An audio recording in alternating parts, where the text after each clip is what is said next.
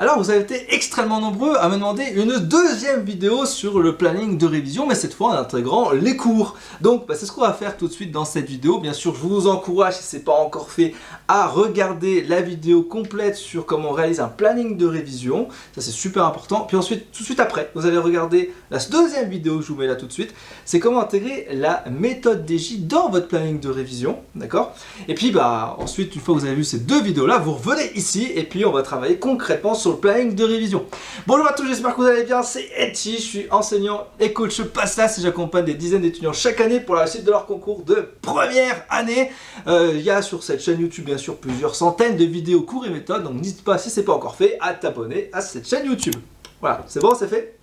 Et puis bien sûr, pour m'aider dans le référencement, il ne faut pas hésiter à liker en masse. Et plus vous allez liker en masse, et plus je vais vous apporter un max de contenu supplémentaire, que ce soit méthode, cours, etc. etc. Bon, tout de suite, je vous parle de la méthode pour faire un planning de révision avec vos cours. On se retrouve tout de suite donc de l'autre côté de l'écran. Alors concrètement, comment on va faire pour réaliser un bon planning de révision lorsque vous avez cours du lundi au vendredi de 8h à midi? Comment faire bien sûr pour avoir encore des plages de révision, parce que vous avez cette impression, et c'est tout à fait normal, de ne plus avoir le temps pour réviser, hein. Il y a tellement de cours qui viennent s'accumuler que finalement vous avez ce sentiment de retard qui arrive très rapidement. Alors vous voyez là, ce qui est en vert hein, dans cet exemple-là, concrètement c'est les périodes de révision. Et oui, j'inclus en fait les cours comme une période de révision. Alors bien sûr, je vous rappelle que l'idée de base, c'est pas d'être assez passif pendant le cours, c'est d'être proactif. Et comment on fait pour être proactif durant un cours? Alors de manière extrêmement simple, si vous avez des profs qui vous fournissent quand même les PDF, les cours et tout à l'avance, c'est plutôt pratique, c'est vrai, c'est pas mal, ça vous évite d'écrire et de perdre du temps là-dessus. Du coup, l'avantage technique, c'est que vous allez pouvoir prendre une feuille blanche. Dans cette feuille blanche, vous allez noter pendant le cours le titre, les sous-titres et quelques éléments clés. Et ça, c'est votre fameux R0. Et c'est super intéressant de faire ça tout de suite pendant le cours en écoutant ce que raconte le prof pour gagner du temps. Alors bien sûr, l'idée c'est de prendre une feuille blanche pour écrire ces fameux titres, sous-titres et mots-clés. Et en parallèle de ça, vous allez bien sûr écrire en plus ce que dit le prof dans vos diapos, directement sur votre tablette, sur votre ordinateur ou à la main, c'est vous qui décidez. Ok ? Donc ça, c'est important de bien comprendre le concept de base. Ensuite, admettons effectivement vous avez cours donc de 8h à midi. L'erreur classique que je vois chaque année, je vous ai d'ailleurs fait une vidéo, hein, je vous conseille d'aller la regarder, c'est concrètement, vous allez prendre 8h midi le matin, et l'après-midi, vous allez faire 14h-18 en calquant ce que vous avez vu le matin. Et donc concrètement, qu'est-ce qui va se passer? Vous allez passer votre temps à recopier votre cours. Parce que ça vous rassure, bien sûr, écrire son cours, recopier son cours, ça vous rassure, ça vous fait croire que vous révisez, alors qu'en fait, pas du tout. Vous perdez un temps fou à recopier vos cours, donc je vous déconseille bien sûr de le faire.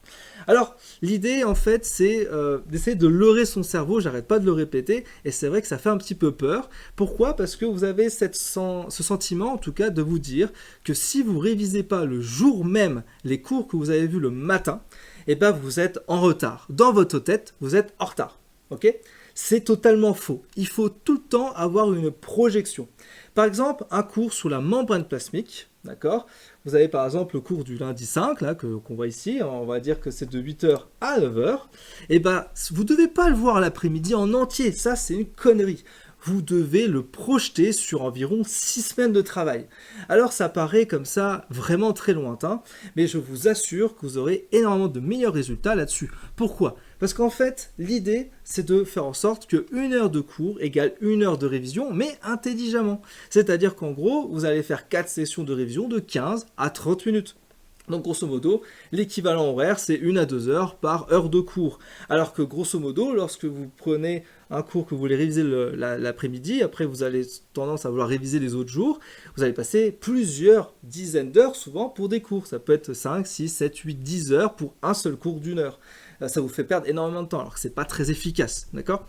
Donc là, l'idée, admettons, on va prendre un membrane plasmique, je vous explique comment on fait la méthode DJ aussi, lorsque, bien sûr, il y a ce planning qui arrive. Alors, bien sûr, je vous conseille, hein, si ce n'est pas encore fait, de regarder la vidéo sur la méthode DJ, d'accord, où on insère bien sûr le planning de révision. Puis bien sûr, j'ai fait l'autre vidéo avec le planning de révision avec la méthode complète, hein, bien sûr, c'est la suite. Hein. Donc là, concrètement, admettons, j'ai le lundi 5, donc de 8h à 9h, la membrane plasmique. Je prends comme si le prof c'était un fou de cours et qui vous fait ces 200 diapos en 1 heure. En gros, vous avez vu le cours entier en une seule heure. Admettons, ok? Donc, morale plastique, c'est quand même un gros morceau. Hein, vous avez quand même beaucoup de points à apprendre. Comment je vais faire pour le réviser ce cours? Alors, forcément, déjà, il y a le R0 du cours. Et ça, vous devez pouvoir le faire et vous devez vous habituer à le faire tout de suite. C'est hyper pratique parce que du coup, j'ai pas besoin de faire le fameux R0 l'après-midi. Surtout, ne révisez pas le cours du matin. Les après-midi, ici, là, celui-là, le RO, R1, c'est pas pour ce lundi-là. Non, non, non. C'est les semaines d'avant.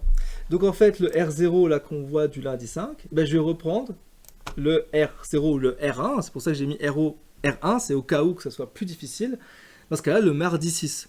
Vous allez prendre membrane plasmique, première révision.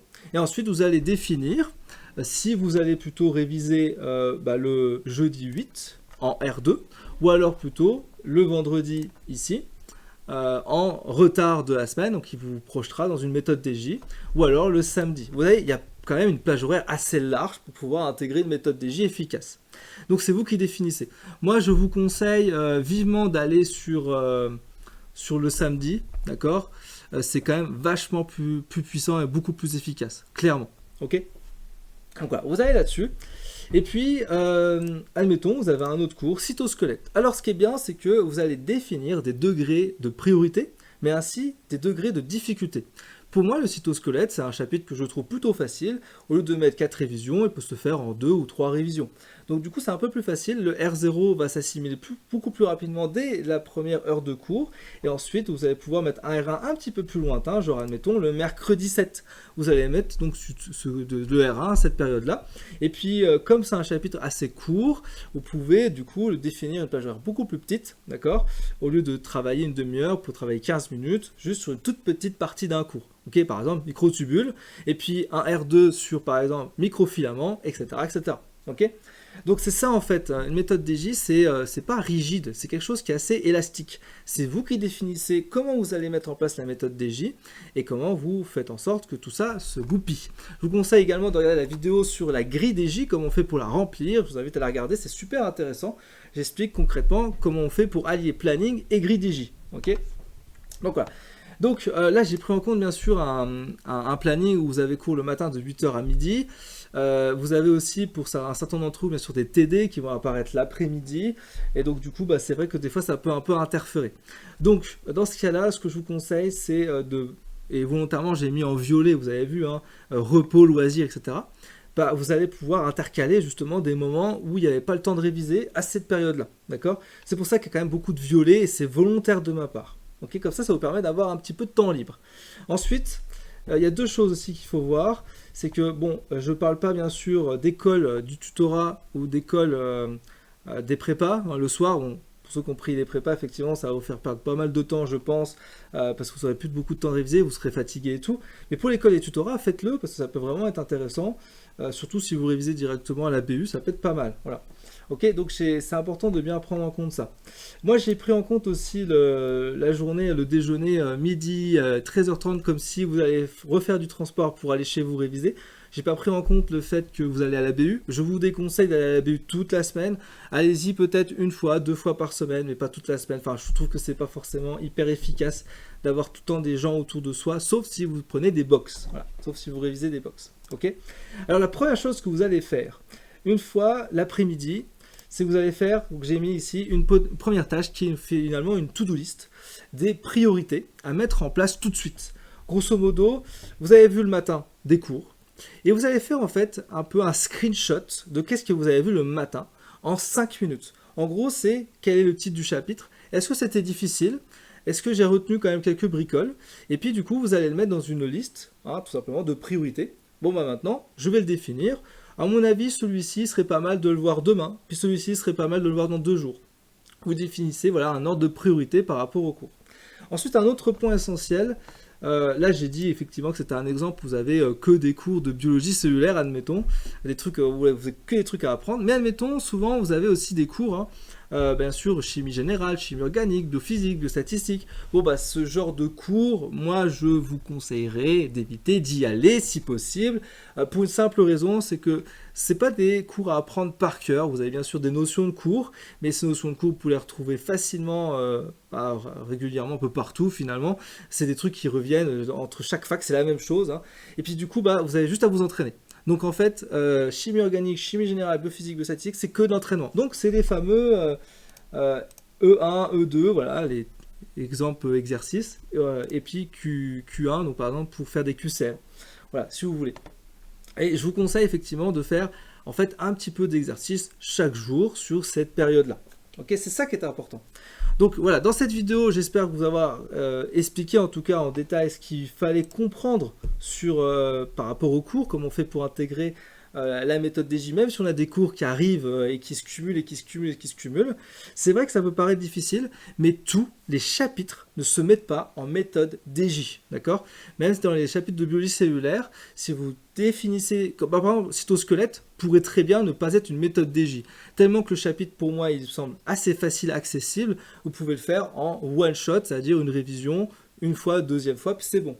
Donc définissez en fait les chapitres qui vous semblent difficiles et ensuite vous les mettez en méthode DJ ou pas. Ouais, c'est vous qui définissez ça, ok?